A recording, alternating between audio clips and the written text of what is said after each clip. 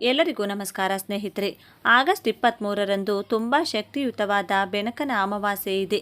ಇದನ್ನೇ ಶನಿ ಅಮಾವಾಸ್ಯೆ ಅಥವಾ ಶ್ರಾವಣ ಅಮಾವಾಸ್ಯೆ ಅಂತ ಕರೀತಾರೆ.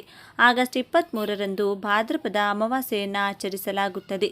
ಈ ಬಾರಿ ಭಾದ್ರಪದ ಅಮಾವಾಸ್ಯೆಯು ಶನಿವಾರ ಬರುವುದರಿಂದ ಇದನ್ನು ಶನಿ ಅಮಾವಾಸ್ಯೆ ಎಂದು ಕರೆಯಲಾಗುತ್ತದೆ. ವೈದಿಕ ಜ್ಯೋತಿಷ್ಯದ ಪ್ರಕಾರ ಶನಿ ಅಮಾವಾಸ್ಯೆಯ ದಿನದಂದು ಭೌತಿಕ ಸುಖಗಳ ಅಧಿಪತಿಯಾದ ಶುಕ್ರನ ನಕ್ಷತ್ರವು ಬದಲಾಗಲಿದೆ. ಇದು 50 ವರ್ಷಗಳ ನಂತರ ಸಂಭವಿಸುತ್ತಿದ್ದು, ಈ ದಿನ ಶುಕ್ರನು ಕರ್ಕಾಟಕದಲ್ಲಿದ್ದಾಗ ಪುಷ್ಯ ನಕ್ಷತ್ರವನ್ನು ಪ್ರವೇಶಿಸುತ್ತಾನೆ ಮತ್ತು ಈ ನಕ್ಷತ್ರ ಪುಂಜದ ಅಧಿಪತಿ ಶನಿದೇವ. ಶುಕ್ರನು ಸಂಪತ್ತು, ಐಷಾರಾಮಿ, ಸಮೃದ್ಧಿ ಮತ್ತು ಆರ್ಥಿಕ ಪ್ರಯೋಜನಗಳ ಗ್ರಹ. ರಾಶಿಚಕ್ರದ ಜೊತೆಗೆ ಒಂದು ನಿರ್ದಿಷ್ಟ ಸಮಯದ ನಂತರ ಶುಕ್ರನು ಸಹ ನಕ್ಷತ್ರ ಪುಂಜಗಳನ್ನು ಬದಲಾಯಿಸುತ್ತಾನೆ. ಸೂರ್ಯ, ಸೋಮ, ಮಂಗಳ, ಬುಧ, ಗುರು, ಶುಕ್ರ, ಶನಿ, ರಾಹು ಮತ್ತು ಕೇತು ಎಂಬ 9 ಗ್ರಹಗಳಿವೆ. ಮನುಷ್ಯನಿಗೆ ಸುಖ ದುಃಖಗಳು ಗ್ರಹಗಳಿಂದಲೇ ಬರುತ್ತವೆ. ಇಂದ್ರಿಯಗಳು ನಮ್ಮ ದೇಹವನ್ನು ನಿಯಂತ್ರಿಸುವಂತೆ ನವಗ್ರಹಗಳು ನಮ್ಮ ಜೀವನದ ಆಗುಹೋಗುಗಳನ್ನು ನಿಯಂತ್ರಣ ಮಾಡುತ್ತವೆ. ವ್ಯಕ್ತಿಯ ಜನನದ ಸಮಯದಲ್ಲಿ ನವಗ್ರಹಗಳು ಜಾತಕದಲ್ಲಿ ಯಾವ ಸ್ಥಾನದಲ್ಲಿರುತ್ತವೆ ಎಂಬುದರ ಮೇಲೆಯೇ ವ್ಯಕ್ತಿಯ ಭವಿಷ್ಯವು ನಿರ್ಧರಿತವಾಗಿರುತ್ತದೆ. ಅಷ್ಟೇ ಅಲ್ಲದೆ ನವಗ್ರಹಗಳ ಸ್ಥಾನ ಪಲ್ಲಟವಾದಂತೆ ನಮ್ಮ ಜೀವನದ ಪ್ರತಿಯೊಂದು ಹಂತಗಳು ಹಾಗೂ ಚಟುವಟಿಕೆಗಳು ಬದಲಾವಣೆಯಾಗುತ್ತವೆ. ನಮ್ಮ ಹಿಂದಿನ ಜನ್ಮದ ಕೆಟ್ಟ ಮತ್ತು ಒಳ್ಳೆಯ ಕರ್ಮಗಳು ನಮ್ಮ ಪ್ರಸ್ತುತ ಜೀವನದ ಮೇಲೆ ಹೇಗೆ ಪ್ರಭಾವವನ್ನು ಬೀರುತ್ತವೆ ಎಂಬುದನ್ನು ಸಹ ನವಗ್ರಹಗಳೇ ಸೂಚಿಸುತ್ತವೆ. ವ್ಯಕ್ತಿಯ ಆರೋಗ್ಯ, ಯಶಸ್ಸು, ಮಾನ ಸನ್ಮಾನ, ಧನ ಸಂಪತ್ತು ಎಲ್ಲವೂ ಗ್ರಹ ಸ್ಥಿತಿಗಳಲ್ಲಿ ಅವಲಂಬಿಸಿರುತ್ತದೆ. ಜಾತಕದಲ್ಲಿ ಗ್ರಹಗಳ ಸ್ಥಿತಿಗತಿ ಚೆನ್ನಾಗಿದ್ದರೆ ಮಾತ್ರ ಜೀವನದಲ್ಲಿ ಸಂತೋಷದಿಂದ ಇರಲು ಸಾಧ್ಯ. ನಮಗೆ ಯಾವುದಾದರೂ ಗ್ರಹದೋಷಗಳಿದ್ರೆ ಉದ್ಯೋಗದಲ್ಲಿ ಕಿರಿಕಿರಿ, ಹಣಕಾಸಿನ ತೊಂದರೆಗಳು, ದಾಂಪತ್ಯದಲ್ಲಿ ಅಸಮಾಧಾನ, ಆರೋಗ್ಯ ಸಮಸ್ಯೆಗಳು ಹೀಗೆ ಒಂದಲ್ಲ ಒಂದು ತೊಂದರೆಗಳು ಬರುತ್ತಲೇ ಇರುತ್ತವೆ. ಜಾತಕದಲ್ಲಿ ಗ್ರಹಗಳ ಸ್ಥಿತಿ ನೀಚವಾಗಿರುವಾಗ ಆಯಾ ಗ್ರಹಗಳಿಗೆ ಸಂಬಂಧಿಸಿದ ಪೂಜೆ ಹೋಮಗಳನ್ನು ಮಾಡುವುದರಿಂದ ಗ್ರಹಗಳಿಗೆ ಬಲ ಬರುತ್ತದೆ. ಆದರೆ ಹೋಮ ಹವನಾದಿಗಳನ್ನು ಮಾಡಲು ಎಲ್ಲರಿಂದಲೂ ಸಾಧ್ಯವಿಲ್ಲ. ಹಾಗಾಗಿ ನವಗ್ರಹಗಳನ್ನು ಪೂಜಿಸಲು ಸರಳವಾದ ಮಾರ್ಗವೊಂದನ್ನು ನಾವಿಂದು ತಿಳಿಸುತ್ತೇವೆ. ಅದಕ್ಕೂ ಮುಂಚೆ ನೀವಿನ್ನು ಚಾನಲ್ಗೆ ಸಬ್ಸ್ಕ್ರೈಬ್ ಆಗಿಲ್ಲ ಅಂದರೆ ಈಗಲೇ ಸಬ್ಸ್ಕ್ರೈಬ್ ಆಗಿ, ಹಾಗೆ ವಿಡಿಯೋಗೆ ಲೈಕ್ ಮಾಡಿ, ವಿಡಿಯೋ ಸ್ಕಿಪ್ ಮಾಡದೆ ಕೊನೆ ತನಕ ನೋಡಿ. ಎಲ್ಲರೂ ಭಕ್ತಿಯಿಂದ ಓಂ ನಮಃ ಶಿವಾಯ ನಮಃ ಅಂತ ಕಮೆಂಟ್ ಮಾಡಿ. ಅದುವೇ ನವಗ್ರಹ ವೃಕ್ಷಗಳ ಪೂಜೆ. ಪ್ರತಿಯೊಂದು ಗ್ರಹಕ್ಕೂ ಅದರದ್ದೇ ಆದಂತಹ ಪ್ರತಿನಿಧಿ ಮರಗಳಿರುತ್ತವೆ. ಅವುಗಳನ್ನು ಬೆಳೆಸಿ ಪ್ರತಿದಿನ ಪೂಜಿಸಿದ್ದಲ್ಲಿ ಹಾಗೂ ಆ ಗಿಡಗಳ ಭಾಗಗಳನ್ನು ಔಷಧದ ರೂಪದಲ್ಲಿ ಸೇವಿಸುತ್ತಾ ಬಂದಲ್ಲಿ ಆ ಗ್ರಹಗಳ ತೊಂದರೆ ತಪ್ಪುವುದಲ್ಲದೆ ಗ್ರಹದೋಷದಿಂದ ಬಂದಂತಹ ಕಾಯಿಲೆಗಳು ಸಹ ನಿವಾರಣೆಯಾಗುತ್ತವೆ. ಅಷ್ಟೇ ಅಲ್ಲದೆ ಗ್ರಹಗಳ ಶಾಂತಿಗಾಗಿ ಹವನವನ್ನು ನಡೆಸುತ್ತಿದ್ದರೆ ಆಯಾ ಗ್ರಹಕ್ಕೆ ಸಂಬಂಧಿಸಿದ ವೃಕ್ಷಗಳನ್ನೇ ಹವನದಲ್ಲಿ ಆಹುತಿಯಾಗಿ ಬಳಸಲಾಗುತ್ತದೆ. ನವಗ್ರಹ ವೃಕ್ಷಗಳಾವು, ಅವುಗಳನ್ನು ಪೂಜಿಸುವುದರಿಂದ ದೊರೆಯುವ ಲಾಭಗಳೇನು ಎಂಬಿತ್ಯಾದಿ ಕುತೂಹಲಭರಿತ ಮಾಹಿತಿಗಳನ್ನೆಲ್ಲ ಒಂದೊಂದಾಗಿ ತಿಳಿದುಕೊಳ್ಳೋಣ. ನವಗ್ರಹ ವೃಕ್ಷಗಳು ಹಾಗೂ ಅವುಗಳ ಉಪಯೋಗಗಳು. ಸೂರ್ಯಗ್ರಹ. ಎಲ್ಲ ಗ್ರಹಗಳ ಮಧ್ಯೆ ನಿಂತು ಪೂರ್ವಕ್ಕೆ ಮುಖ ಮಾಡಿರುವಂಥ ಸೂರ್ಯದೇವ ಗ್ರಹಪತಿ ಎಂದರೆ ಗ್ರಹಗಳ ರಾಜರಾಗಿದ್ದಾರೆ. ಜಾತಕದಲ್ಲಿ ಸೂರ್ಯದೇವ ಉಚ್ಚ ಸ್ಥಾನದಲ್ಲಿದ್ದರೆ ಉನ್ನತ ಸ್ಥಾನ ಹಾಗೂ ಅಧಿಕಾರವನ್ನು ಪಡೆಯಬಹುದು ಮತ್ತು ದೈಹಿಕವಾಗಿ ಬಲಶಾಲಿಗಳಾಗಬಹುದು. ಸೂರ್ಯನು ಜಾತಕದಲ್ಲಿ ಸರಿಯಾದ ಸ್ಥಾನದಲ್ಲಿಲ್ಲದಿದ್ದಲ್ಲಿ ನೇತ್ರ ರೋಗಗಳು, ಹೃದಯ ಸಂಬಂಧಿತ ರೋಗಗಳು, ಚರ್ಮ ರೋಗಗಳು ಮತ್ತು ಮೂಳೆಗೆ ಸಂಬಂಧಿಸಿದಂತಹ ಕಾಯಿಲೆಗಳು ಬರುತ್ತವೆ. ಜ್ಯೋತಿಷ್ಯ ಶಾಸ್ತ್ರದ ಪ್ರಕಾರ ಬಿಳಿ ಎಕ್ಕದ ಗಿಡ ಸೂರ್ಯಗ್ರಹಕ್ಕೆ ಸಂಬಂಧಿಸಿದೆ. ಬಿಳಿ ಎಕ್ಕದ ಗಿಡವನ್ನು ಬೆಳೆಸಿ ಪೂಜಿಸಿ ಆ ಗಿಡದ ಮುಂದೆ ಸೂರ್ಯ ಜಪ ಮಾಡುವುದರಿಂದ ಸೂರ್ಯ ದೋಷಗಳೆಲ್ಲ ಸಂಪೂರ್ಣವಾಗಿ ನಿವಾರಣೆಯಾಗುತ್ತವೆ. ಬಿಳಿ ಎಕ್ಕವನ್ನು ಪೂಜಿಸುವುದರಿಂದ ಭೌತಿಕ ಪ್ರಗತಿ ಹಾಗೂ ಜ್ಞಾಪಕ ಶಕ್ತಿಯ ಬೆಳವಣಿಗೆಗೆ ಕಾರಣವಾಗುತ್ತದೆ. ಬಿಳಿ ಎಕ್ಕದ ಗಿಡ ಒಂದು ಮನೆಯಲ್ಲಿದ್ದರೆ ಸಕಲ ಐಶ್ವರ್ಯ, ಆರೋಗ್ಯ ಹಾಗೂ ಅಂತಸ್ತು ಪ್ರಾಪ್ತಿಯಾಗುತ್ತದೆ. ಹಣಕಾಸಿನ ಎಲ್ಲ ಸಮಸ್ಯೆಗಳು ಸಹ ಶೀಘ್ರವೇ ನಿವಾರಣೆಯಾಗುತ್ತವೆ. ಎಕ್ಕದ ಗಿಡವನ್ನು ಮನೆಯಲ್ಲಿ ಬೆಳೆಸಿದರೆ ಯಾವುದೇ ರೀತಿಯ ಮಾಟಮಂತ್ರ ತಂತ್ರಗಳು ಮನೆಯ ಹತ್ತಿರ ಸುಳಿಯುವುದಿಲ್ಲ. ಅದರಲ್ಲಿಯೂ ಮನೆಗೆ ಬಲಭಾಗದಲ್ಲಿ ಬಿಳಿ ಎಕ್ಕದ ಗಿಡವನ್ನು ಬೆಳೆಸಿದರೆ ವಾಸ್ತುದೋಷ ನಿವಾರಣೆಯಾಗುತ್ತದೆ.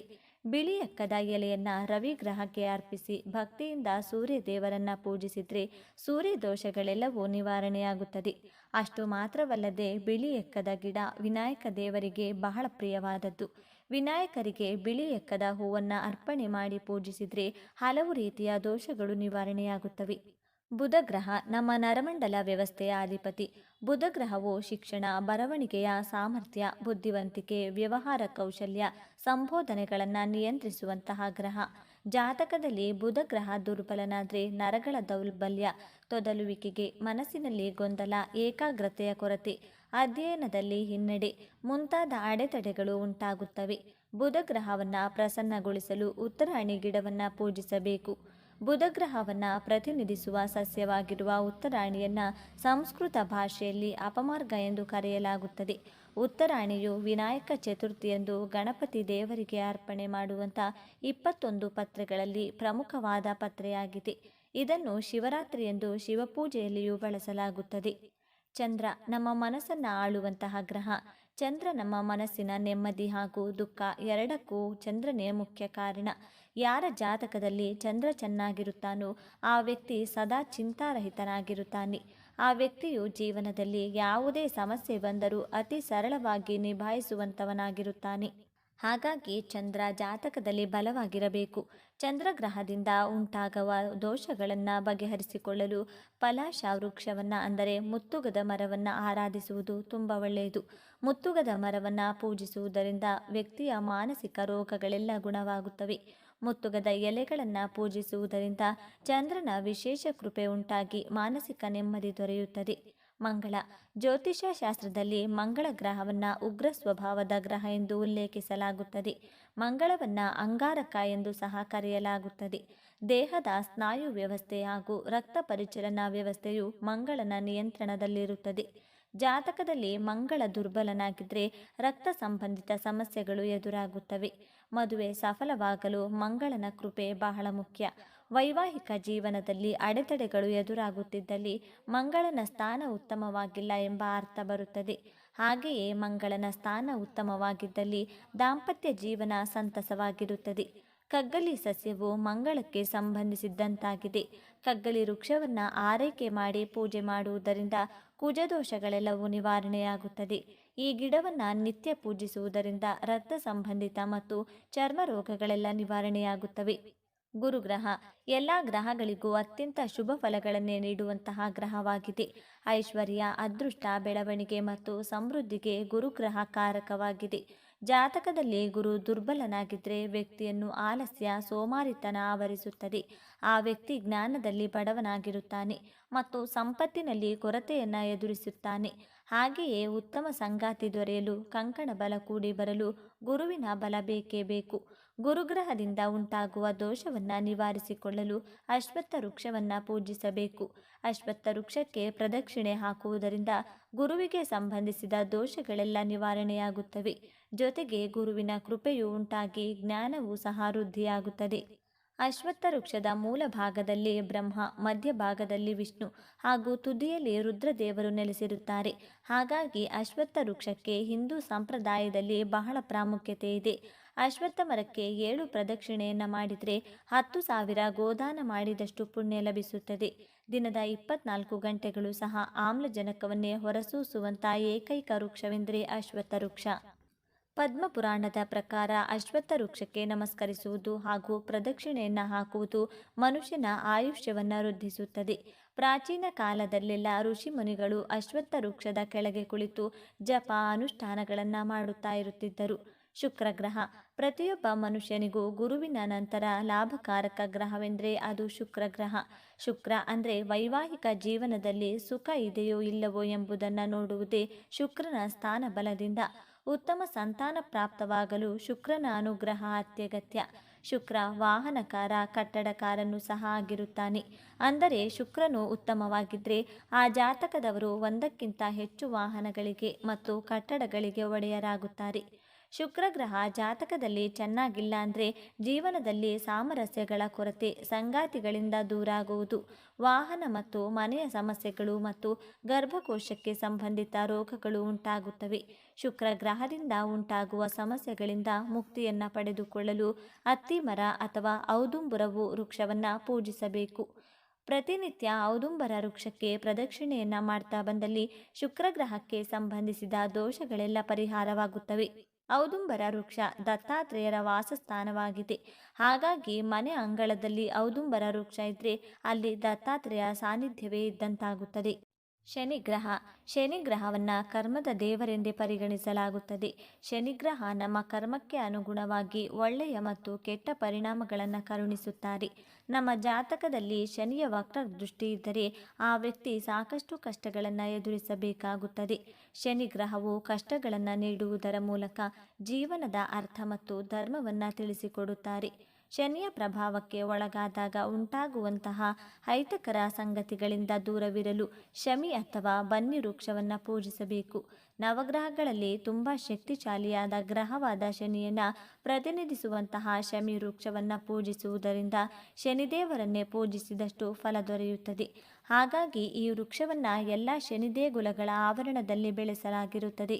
ರಾಮಾಯಣದಲ್ಲಿ ಲಂಕೆಗೆ ಯುದ್ಧಕ್ಕೆ ತೆರಳುವ ಮುನ್ನ ಪ್ರಭು ಶ್ರೀರಾಮಚಂದ್ರರು ಶಮಿ ವೃಕ್ಷವನ್ನು ಪೂಜಿಸಿದ್ದರ ಬಗ್ಗೆ ಉಲ್ಲೇಖಗಳಿವೆ. ಹಾಗೆಯೇ ಅಜ್ಞಾತವಾಸಕ್ಕೆ ತೆರಳುವ ಮುನ್ನ ಪಾಂಡವರು ತಮ್ಮ ಶಸ್ತ್ರಾಸ್ತ್ರಗಳನ್ನೆಲ್ಲ ಶಮಿ ವೃಕ್ಷದಲ್ಲಿಯೇ ಬಚ್ಚಿಟ್ಟಿದ್ದರು. ರಾಹುಗ್ರಹ ರಾಹು ಹಾಗೂ ಕೇತು ಗ್ರಹಗಳಿಗೆ ಪ್ರಕಾಶವಿರುವಲ್ಲ. ಅಂದರೆ ಇವೆರಡು ಛಾಯಾಗ್ರಹಗಳು. ಸಾಮಾನ್ಯವಾಗಿ ಹೆಚ್ಚು ಕೆಟ್ಟ ಪ್ರಭಾವಗಳನ್ನು ನೀಡುವಂಥ ಗ್ರಹಗಳೆಂದರೆ ರಾಹು ಹಾಗೂ ಕೇತು ಗ್ರಹಗಳು. ಹಾಗಾಗಿಯೇ ಜನರಿಗೆಲ್ಲ ರಾಹುಕೇತಗಳೆಂದರೆ ಹೆಚ್ಚು ಭಯವಿರುತ್ತದೆ. ರಾಹು ಧೈರ್ಯ ಹಾಗೂ ಸಾಹಸಗಳನ್ನು ತಂದುಕೊಡುವ ಗ್ರಹ. ರಾಹು ಜಾತಕದಲ್ಲಿ ಒಳ್ಳೆಯ ಸ್ಥಾನದಲ್ಲಿದ್ದರೆ ವ್ಯಕ್ತಿಗೆ ಬಾಹುಬಲ ಬರುತ್ತದೆ. ಅಷ್ಟು ಮಾತ್ರವಲ್ಲದೆ ವಿದೇಶ ಪ್ರಯಾಣದ ಯೋಗ ಪ್ರಾಪ್ತವಾಗುತ್ತದೆ. ಅದೇ ರೀತಿ ರಾಹು ಉತ್ತಮ ಸ್ಥಾನದಲ್ಲಿದ್ದ ಪಕ್ಷದಲ್ಲಿ ಚರ್ಮರೋಗ, ಹೃದಯ ರೋಗ, ಮನಸ್ಸಿನಲ್ಲಿ ವಿನಾಕಾರಣ ಭಯ, ಕೀಲುಗಳಲ್ಲಿ ನೋವು, ನಿದ್ರಾಹೀನತೆ ಮುಂತಾದ ತೊಂದರೆಗಳು ಎದುರಿಸಬೇಕಾಗುತ್ತದೆ. ರಾಹು ದೋಷಗಳನ್ನು ಪರಿಹರಿಸಿಕೊಳ್ಳಲು ದೂರ್ವ ಅಥವಾ ಗರಿಕೆಯನ್ನು ಪೂಜಿಸಬೇಕು. ಗರಿಕೆ ನಮ್ಮ ಹಿಂದೂ ಸಂಪ್ರದಾಯದ ಪೂಜಾ ಪದ್ಧತಿಗಳಲ್ಲಿ ಅತ್ಯಂತ ಶ್ರೇಷ್ಠವಾದ ಸ್ಥಾನವನ್ನು ಪಡೆದುಕೊಂಡಿದೆ. ಪ್ರಥಮ ಪೂಜಿತರಾದ ಗಣೇಶ ದೇವರಿಗೆ ಗರಿಕೆ ಅತ್ಯಂತ ಪ್ರಿಯವಾದದ್ದು. ಗರಿಕೆಯು ಚೂಪಾದ 3 ಎಲೆಗಳನ್ನು ಹೊಂದಿದ್ದು ಶಿವಶಕ್ತಿ ಮತ್ತು ಗಣೇಶ ಹೀಗೆ 3 ದೇವರ ತತ್ವವನ್ನು ಪ್ರತಿನಿಧಿಸುತ್ತದೆ. ಕೇತುಗ್ರಹ ಕೇತುವು ಸಹ ಛಾಯಾಗ್ರಹ. ಕೇತು ಮೋಕ್ಷದಾಯಕ ಗ್ರಹವೆನಿಸಿಕೊಳ್ಳುತ್ತದೆ. ಕೇತುವು ವ್ಯಕ್ತಿಯ ಜಾತಕದಲ್ಲಿ ಉತ್ತಮನಾಗಿದ್ದಲ್ಲಿ ವ್ಯಕ್ತಿಯು ಆಧ್ಯಾತ್ಮಿಕತೆ, ವೈರಾಗ್ಯ ಮತ್ತು ಜ್ಞಾನೋದಯದ ಕಡೆಗೆ ವಾಲುತ್ತಾನೆ. ಆ ವ್ಯಕ್ತಿಯು ಲೌಕಿಕ ಬಯಕೆಗಳ ಸರಪಳಿಯಿಂದ ಬಿಡುಗಡೆ ಹೊಂದುತ್ತಾನೆ. ಆದರೆ ಕೇತು ಜಾತಕದಲ್ಲಿ ಅಶುಭ ಸ್ಥಾನದಲ್ಲಿದ್ದಲ್ಲಿ ಚರ್ಮ ಸಂಬಂಧಿತ ರೋಗಗಳು, ಅಪಘಾತಗಳು, ಸೆರೆವಾಸ, ಕೀಲು ನೋವುಗಳು, ಕುಷ್ಠರೋಗ ಮುಂತಾದವುಗಳಿಗೆ ಗುರಿಯಾಗಬೇಕಾಗುತ್ತದೆ. ಕೇತು ಗ್ರಹದಿಂದ ಆಗುವ ತೊಂದರೆಗಳಿಂದ ಮುಕ್ತಿಯನ್ನು ಪಡೆದುಕೊಳ್ಳಲು ದರ್ಬೆಯನ್ನು ಪೂಜಿಸಬೇಕು. ದರ್ಬೆ ದೇವಹುಲ್ಲು. ಹೋಮ, ಯಜ್ಞ, ಯಾಗಾದಿಗಳಲ್ಲಿ ಕರ್ತೃಗಳು ಉಂಗುರದ ಬೆರಳಿಗೆ ದರ್ಬೆಯನ್ನು ಉಂಗುರದಂತೆ ಧರಿಸುತ್ತಾರೆ. ದರ್ಬೆಯನ್ನು ಬೆರಳಿಗೆ ಧಾರಣೆ ಮಾಡುವುದರಿಂದ ಶರೀರದ ಎಲ್ಲ ಭಾಗಗಳಿಗೂ ಒಂದೇ ರೀತಿಯ ಅಯಸ್ಕಾಂತೀಯ ಶಕ್ತಿ ಪಸರಿಸುತ್ತದೆ. ಇದರಿಂದ ಮನೋವಿಪತ್ತುಗಳೆಲ್ಲ ದೂರವಾಗುತ್ತವೆ. ಹಿಂದಿನ ಕಾಲದಲ್ಲಿ ಋಷಿ ಮುನಿಗಳು ಜಪ ತಪಗಳನ್ನು ಮಾಡಲು ದರ್ಭಾಸನಗಳನ್ನು ಬಳಸುತ್ತಲಿದ್ದರು. ದರ್ಬೆಯ ಸ್ಪರ್ಶ ಮಾತ್ರದಿಂದ ಅನೇಕ ಚರ್ಮ ವ್ಯಾಧಿಗಳೆಲ್ಲ ದೂರವಾಗುತ್ತವೆ. ಆತ್ಮೀಯ ವೀಕ್ಷಕರೇ, ನವಗ್ರಹಗಳನ್ನು ಪ್ರತಿನಿಧಿಸುವ ಸಸ್ಯ ಮತ್ತು ವೃಕ್ಷಗಳ ಕುರಿತಾಗಿ ಸಮಗ್ರ ಮಾಹಿತಿಯನ್ನು ತಿಳಿದುಕೊಂಡ ನಮಗೆಲ್ಲರಿಗೂ ಆ ಭಗವಂತನ ಕೃಪಾ ಕಟಾಕ್ಷ ಸದಾಕಾಲ ಇರಲೆಂದು ಕೋರಿಕೊಳ್ಳುತ್ತಾ ಈ ದಿನದ ಸಂಚಿಕೆಯನ್ನು ಮುಗಿಸ್ತಿದ್ದೇನೆ. ವೀಕ್ಷಕರೇ, ನಿಮಗೂ ಈ ವಿಡಿಯೋ ಇಷ್ಟವಾಗಿದ್ದಲ್ಲಿ ಲೈಕ್ ಮಾಡಿ, ಶೇರ್ ಮಾಡಿ ಮತ್ತು ಸಬ್ಸ್ಕ್ರೈಬ್ ಮಾಡಿ ಹಾಗೂ ಬೆಲ್ ಬಟನ್ ಒತ್ತೋದನ್ನು ಮರಿಬೇಡಿ. ಧನ್ಯವಾದಗಳು.